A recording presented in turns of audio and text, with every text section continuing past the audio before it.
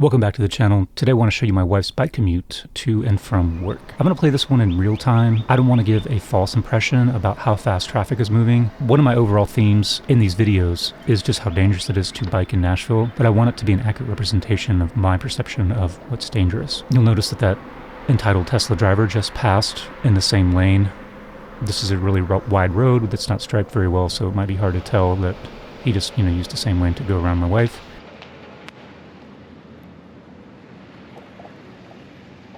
That's a different day. I just wanted to show you that driver come up and take that turn next to her as opposed to waiting behind her or whatever. No quote-unquote bike infrastructure up to this point. This is just right around the corner. And now she's entering onto Clarksville Pike or Clarksville Highway. If you watched the first video that we posted on this channel, when I was riding, I was not brave enough or experienced enough to feel like I should ride on this road. You might have seen the Sharrow, so that's what's passing for bike infrastructure on this 7-lane strode in Nashville, Tennessee.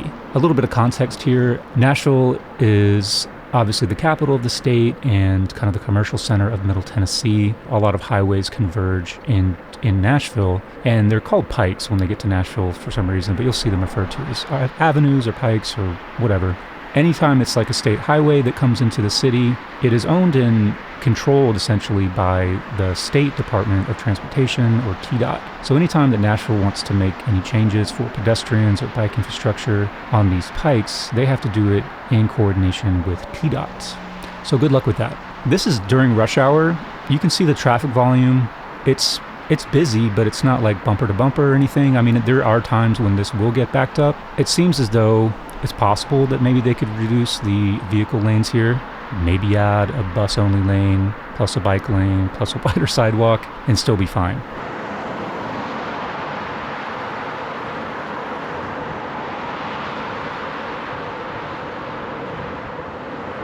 Another thing I'll point out a lot here is that traffic engineers, they throw the bone to bicyclists by either putting a Sharrow in or, as you'll see here in a second, a painted bicycle gutter.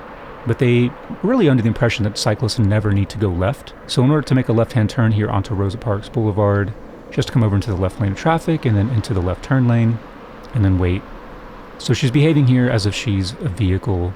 There's no pedestrian crosswalk there, so that would be another option apparently. The intersection here at Clarksville Pike and Rosa L. Parks Boulevard contains a slip lane for cars traveling both directions essentially, instead of going to the traditional intersection that's a little bit further down. This whole intersection is just massively out of scale and more suited to an interstate or highway off-ramp, on-ramp kind of situation, as opposed to something that is in the middle of a major American city. We'll come back to this thing on the ride back. I suppose the cyclist should be stopping at this red light along with the vehicle traffic, but either way, since drivers are coming along that slip lane, they're going way too fast to actually make this turn, so they often will encroach right into the bike lane. Here on Rosa Parks Boulevard, there is a bike lane, but on this channel we will not refer to these as bike lanes, but rather painted bicycle gutters, because this was just the road gutter, and they painted some lines on it and called it a bike lane. These aren't much better than a Sharrow because, as you'll see, a lot of these cars, big cars, trucks, semis, flatbeds, all these kinds of cars and trucks will pass really close to the cycle lane. That's because they have their own lane, so the cars feel like, well, they're in their lane, I'm in my lane, I don't need to move over, I don't need to give room. They're close passing. This is dangerous. Both Clarksville Pike and Rosa Parks Boulevard have posted speed limits of 40 miles per hour. It's more like a suggestion because drivers will go faster than the posted speed limit because the road design enables them to go faster because they feel like it's more comfortable to go faster. I try to drive the speed limit, mostly out of spite, but I find it difficult to drive this road at 40 miles an hour. You just feel like you're going too slow because the lanes are wide, it's straight, there's 5 lanes of vehicle traffic. It's not adequate road design. If they want drivers to go 40 miles an hour, they need to redesign the road to slow drivers down.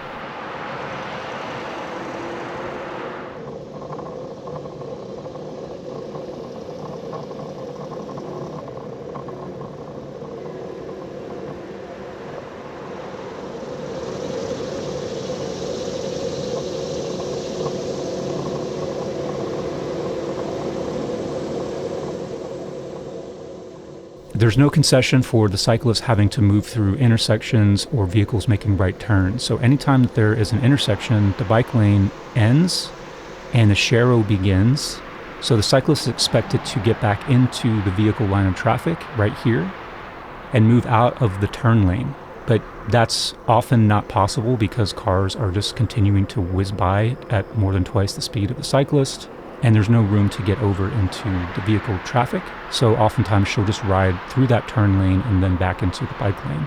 There are times when Rosa Parks Boulevard will get backed up, but you can see here, this is 7:30, maybe a little early for peak rush hour traffic. But again, it doesn't seem like there's that much traffic volume that it needs 4 lanes of vehicle traffic.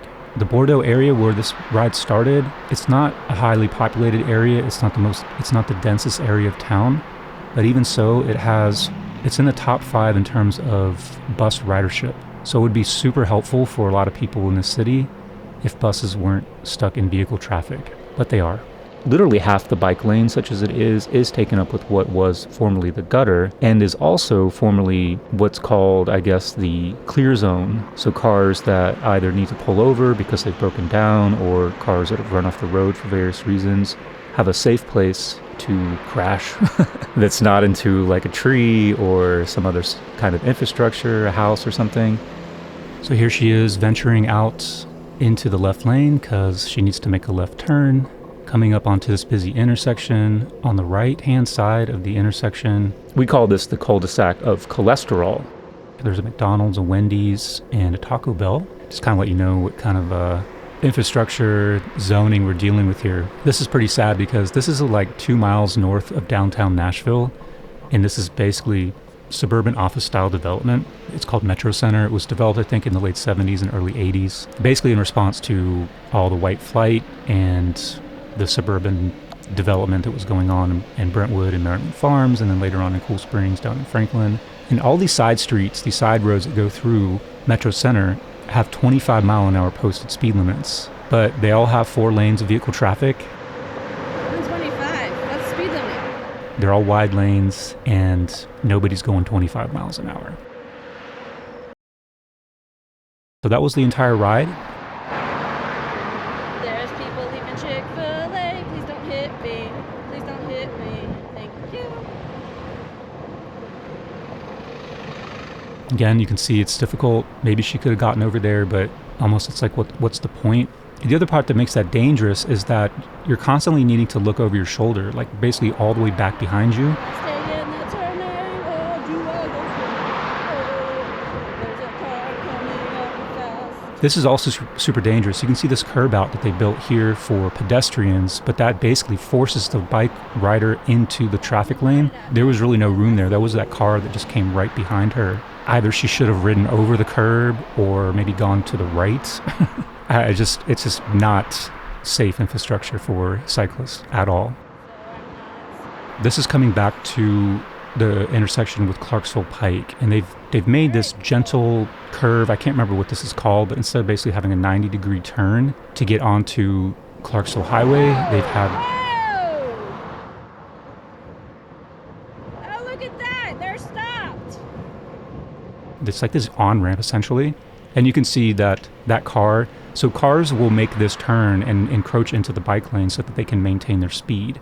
So these cars are trying to still maintain like a 40, 45 mile an hour rate of speed on a really sharp turn. So they'll come into the bike lane. Not only that, the bike lane just ends in the apex of that turn.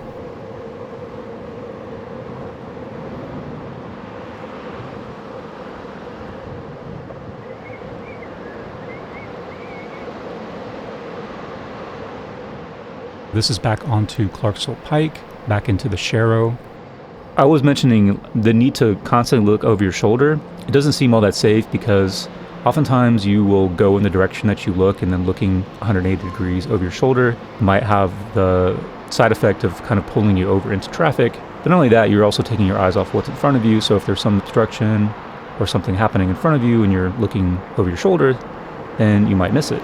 And once you get over the bridge of the Cumberland River, you can really see all the conflicts that are introduced by this style of development. Basically, like all this development that's built along this roadway or stroadway. It's dangerous for cars because Cars are coming out, drivers are coming out of all of the establishments that are on the sides of the road.